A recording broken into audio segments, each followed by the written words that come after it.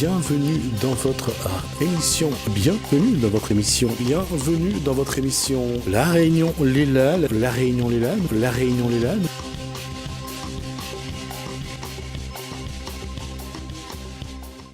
Les Prima Baby dont Julie Landrieux va nous parler. On va en parler avec Élise Verdier, Julie Champing. On va en parler dans Gadian Réunionnais.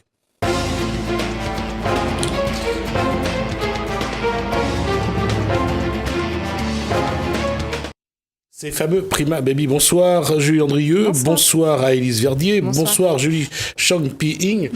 Moi ce qui m'a frappé c'est quand je vous ai vu, c'est vos traits chinois, franchement c'est impressionnant comme la mondialisation gagne du terrain. Alors ma question Julie Andrieux, Prima Baby ça veut dire quoi? Alors Prima Baby c'est une association pour les bébés et les parents prématurés. Voilà. D'accord. Et qu'est-ce que vous faites dans cette association? C'est une association de soutien et de partage, de rencontres. Moi, j'interviens personnellement dans les services hospitaliers, en néonat, réanimation, soins intensifs principalement.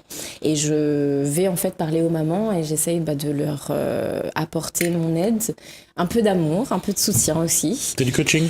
Non, c'est pas du coaching, c'est vraiment une association de soutien familial. Donc on se retrouve une fois par mois avec l'équipe Nord et une fois par mois avec l'équipe Sud aussi, dont j'ai 2 partenaires présents aujourd'hui. Et en fait, on est vraiment là pour dire aux parents et aux mamans qu'elles sont pas toutes seules et que c'est possible de venir parler avec tout. Moi, je suis moi-même maman d'une enfant grande prématurée qui est née à 26 plus 6 SA. Et du coup, c'est la raison pour laquelle j'ai ouvert l'association. D'accord. Alors, Élise Verdier, professionnellement, Professionnellement, je suis kiné de formation et instructrice massage bébé. Instructrice massage bébé.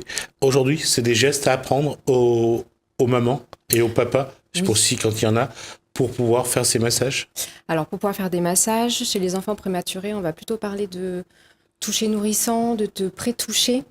Au même titre que le pot à pot et le portage kangourou, en fait, c'est un des premiers langages, en fait, le toucher chez n'importe quel enfant. Et pour le prématuré, ça permet, chez l'enfant prématuré, et le parent, ça permet vraiment de créer un lien particulier et fort. Donc oui, il y a l'apprentissage des mouvements, des gestes, mais c'est pas que ça. En fait, on peut travailler, ce qui est intéressant, c'est de pouvoir déjà, on a un côté, on parle beaucoup, il y a un partage qui est fait entre les parents, donc il y a un partage d'expérience, il y a tout cet échange-là aussi qui est intéressant autour de ça. D'accord. Voilà. On pose la question donc à Julie Chang-Pi-Ing. Vous êtes professeur des écoles et en même temps vous êtes coach parental. C'est ça. Alors coach parental, qu'est-ce que les parents ont besoin qu'on leur rappelle pour qu'ils soient efficace, pratique et efficace? En fait, ils ont besoin qu'on leur rappelle que c'est possible pour eux, en fait. Ils ont besoin d'avoir confiance, de prendre confiance en eux et de se dire oui, c'est vrai, je suis compétent dans mon rôle de parent. Et ils ont juste besoin qu'on les remette un petit peu sur la voie. Voilà. Oui, parce que des fois, on peut se sentir dépassé. Je pense quand nos enfants font des crises de colère, on ne sait pas pourquoi. Quand ils dorment pas bien aussi le soir, c'est vrai que le sommeil, c'est une question qui revient souvent au sein je pense, dans vos activités. Et puis au sein de Prima Baby, souvent aussi. Mais mon enfant dort pas, il a 4 ans, je fais comment? Ou alors les rituels ne marchent pas. Donc, qu'est-ce qui se passe en fait chez l'enfant? Et c'est vrai que des gens comme Julie, ou même des outils parentaux ou de bien-être comme Élise propose, je trouve ça génial. En fait, ça nous donne une autre approche de la parentalité que de la parentalité conventionnelle, si je puis dire ça, qu'on a eu jusqu'à présent en fait nous, et comment nous on a aussi été éduqués. Je reviens là-dessus, allez-y. Le fait est que justement dans la parentalité conventionnelle, on dit souvent aux parents comment ne pas faire. Ne tapez pas, ne les mettez pas trop devant la télé, c'est pas bon pour eux. Mais on leur dit pas trop comment faire justement. Autrement, oui.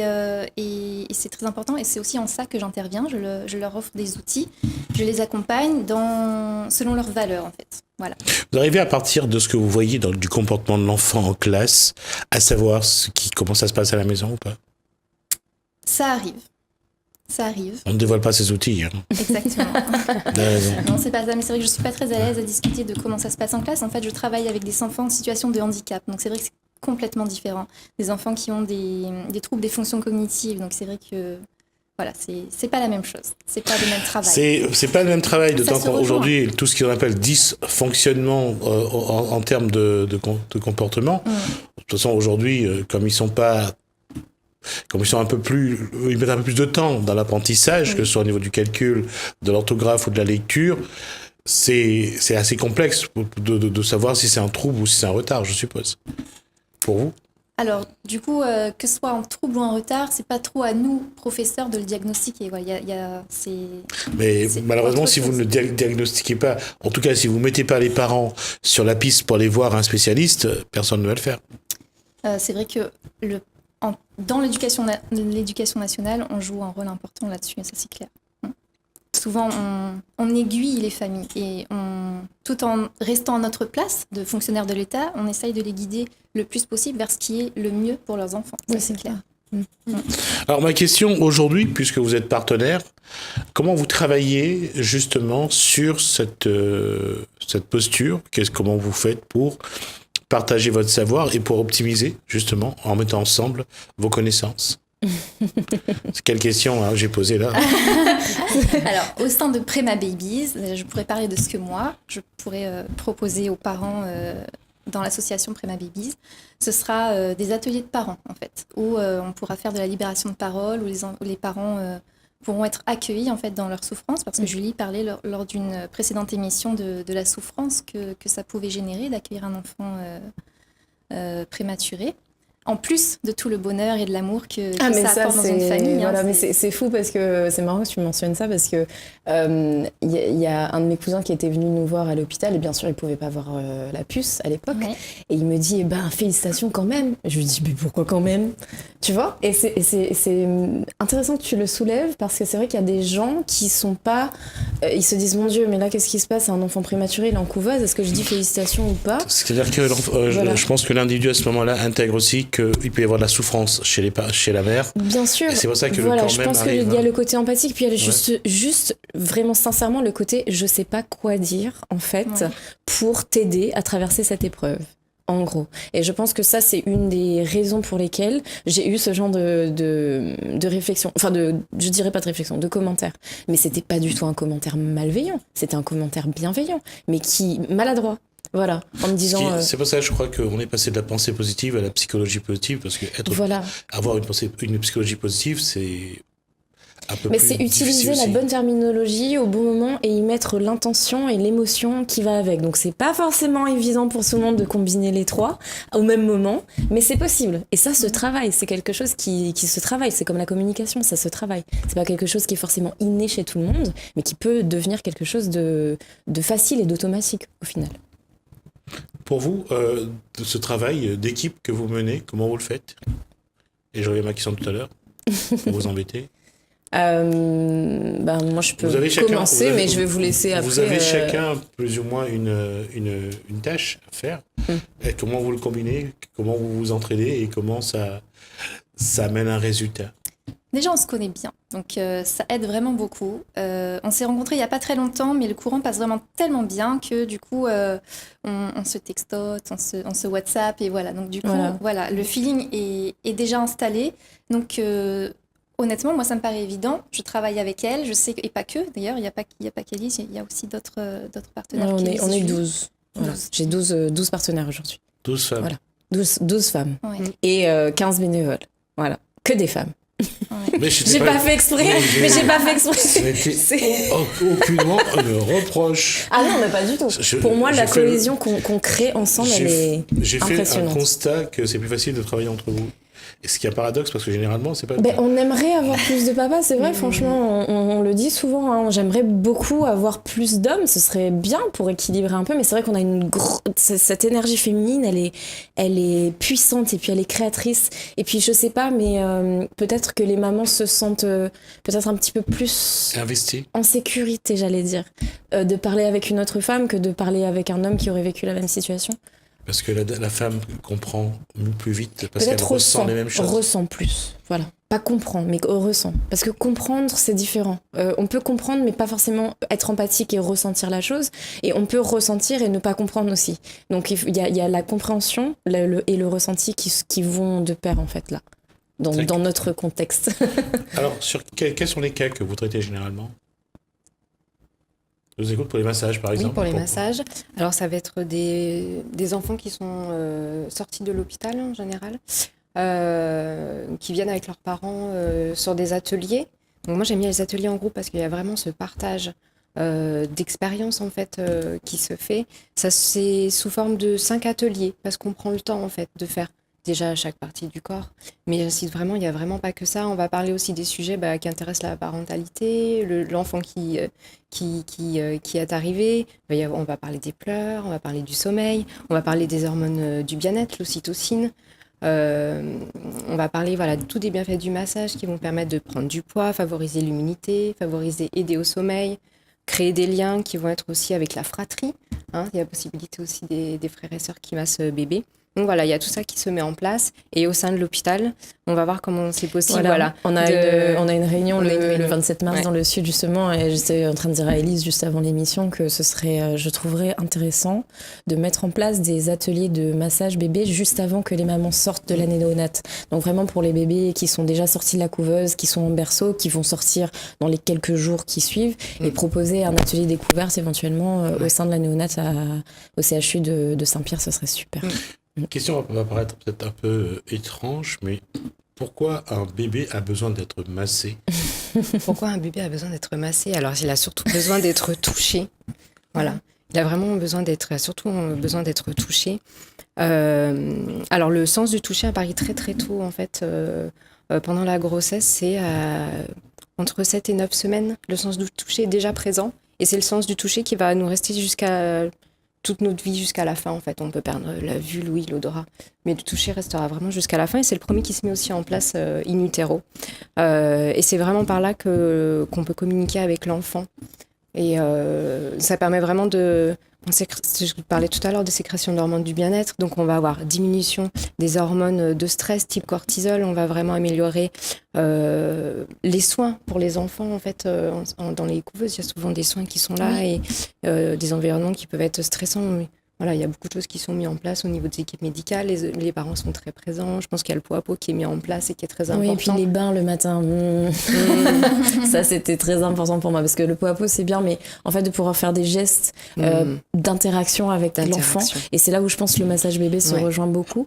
C'est moi, le bain le matin, c'était très important pour moi de le faire. C'était le seul truc que je pouvais vraiment faire avec mon bébé. Genre, changer sa couche le matin, changer les électrodes, déplacer les petits trucs, enfin voilà, juste la mettre dans le petit bol comme ça, c'est un bol de céréales, on met le bébé dedans. Bon, j'en rigole, mais c'est voilà. Mais je trouve que le massage, c'est comme tu disais, ça crée vraiment un lien. Par contre, moi j'avais une question. Tu disais in utero, est-ce que tu parles par exemple de l'aptonomie ou juste le fait de poser la main sur le ventre, c'est quelque chose qui est déjà considéré comme du toucher ? Alors, j'irai pas m'aventurer sur l'aptonomie parce que je connais pas en profondeur. Oui, poser la main sur son ventre, le bébé va ressentir en fait. On vient à peine d'apprendre qu'on est enceinte que quelques semaines plus tard, il est déjà sensible au toucher. Alors, c'est pas la forme de toucher présente comme on a là, mais il y a déjà des interactions complètement possibles à travers le toucher. Après, dirigez-vous vers des personnes qui sont sur l'autonomie, mais oui, effectivement, le sens du toucher est déjà présent. Ouais, l'autonomie, c'est une science de l'affectivité qui te permet en fait d'entrer en communication avec ton bébé lorsqu'il est dans ton ventre. Oui, c'est ça.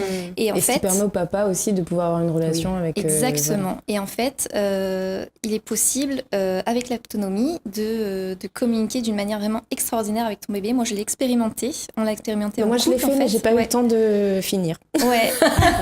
Du coup, c'est possible, en fait, d'inviter le bébé dans le ventre. Tu peux recommencer. Devant un autre bébé. Oui. C'est comme ça. Bien sûr. Bien sûr. Oui, bien sûr. Ah oui, alors là, non, je sais pas. J'ai pas compris. Julie. Non. Elle a dit qu'elle parlait au bout parce que son enfant était prématuré. Je dis, elle peut recommencer. Oui, bien sûr. Ah oui. C'est pour ça que je suis très intéressée. J'aime bien qu'on en parle et d'avoir des experts sur le sujet. C'est intéressant. Ouais. Alors, je suis pas non plus experte, mais en tout cas, je suis assez documentée sur le sujet. Et donc, c'est une communication qui te permet vraiment d'entrer en relation avec ton bébé d'une manière qui est assez exceptionnelle, en fait. Parce que tu peux faire des invitations à ton bébé, tu l'emmènes de droite à gauche, tu le balades, tu lui parles d'une manière qu'on ne parle pas vraiment, en fait, aux enfants d'ordinaire en fait. Et il faut aussi savoir que l'aptonomie, c'est pas que à l'intérieur du ventre, pas que in utero. On peut poursuivre l'aptonomie aussi après. Voilà. Donc en tenant par exemple le bébé à la verticale, tourné vers le monde. Voilà, c'est aussi une manière aussi de lui présenter le monde. Voilà. On va juste répéter le mot. Aptonomie. Aptonomie. Ouais. Oui. Alors, en latin, ça veut sûrement dire quelque chose. Oui, voilà. Sûrement. En tout cas, une science de l'affectivité. Voilà. D'accord. D'accord. Alors, je reviens à ce que je voulais dire, c'est qu'aujourd'hui, quels sont les effets pour l'enfant, que ce soit quand elle est toujours dans le ventre de la mère ou après, quand l'enfant est né, quels sont les effets sur son comportement, sur son bien-être?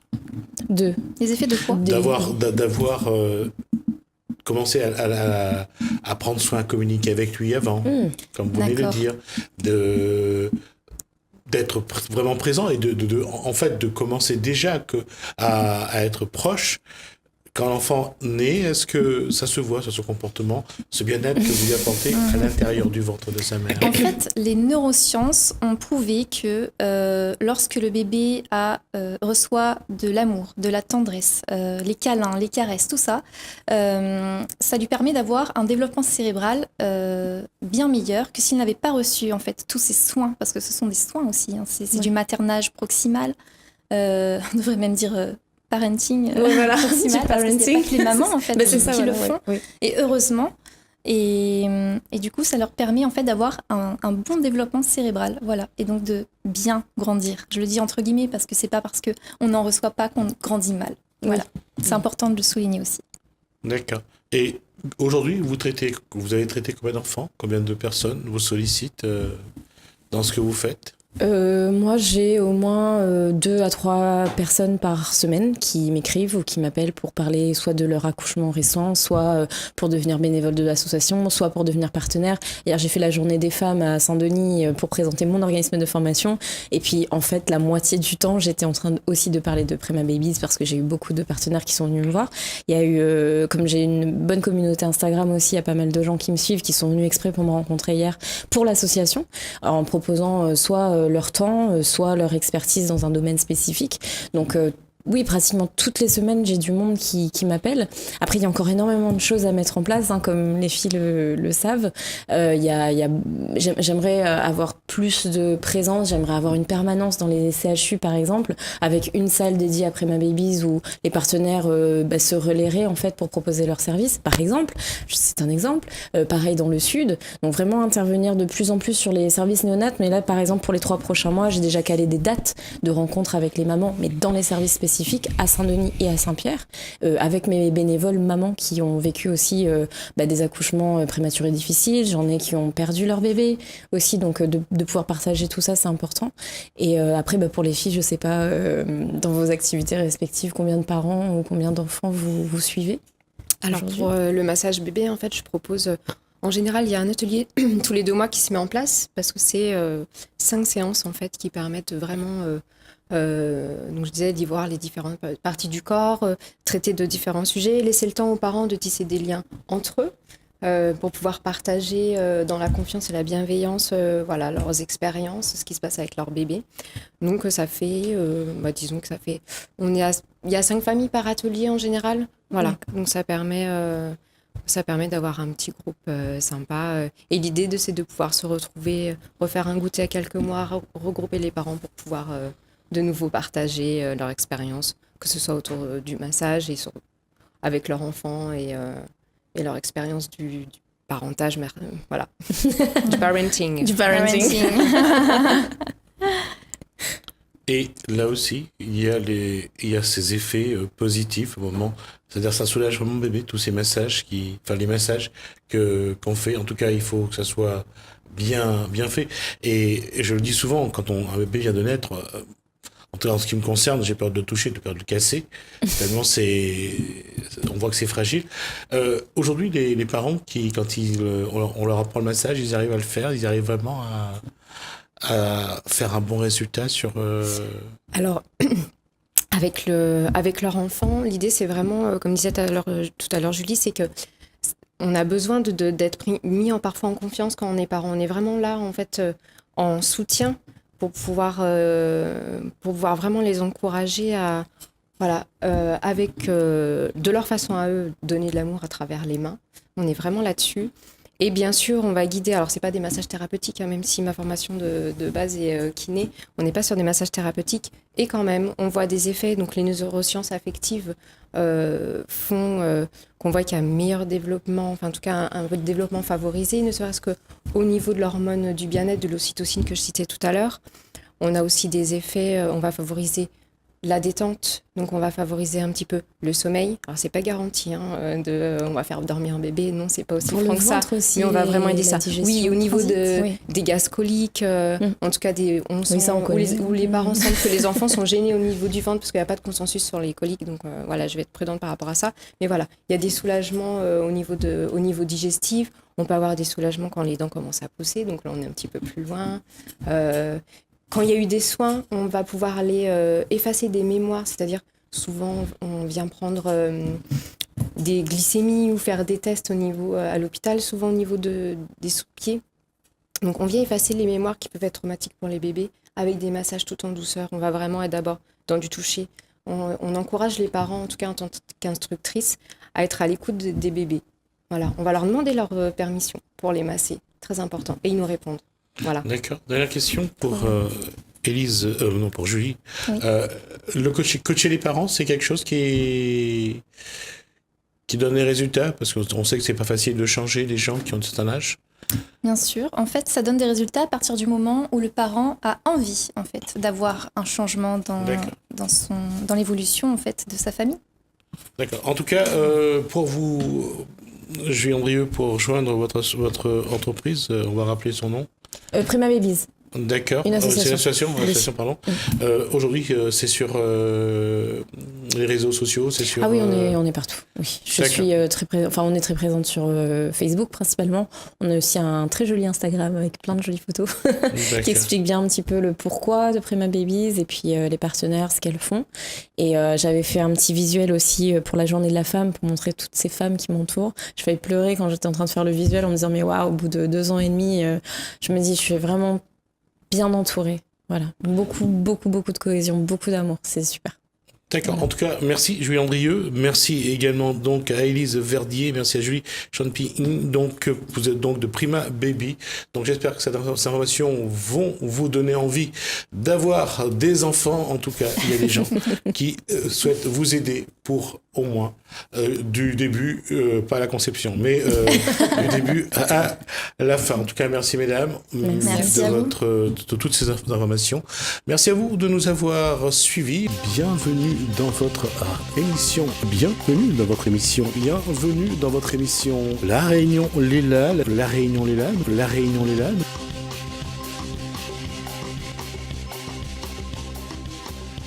Demain.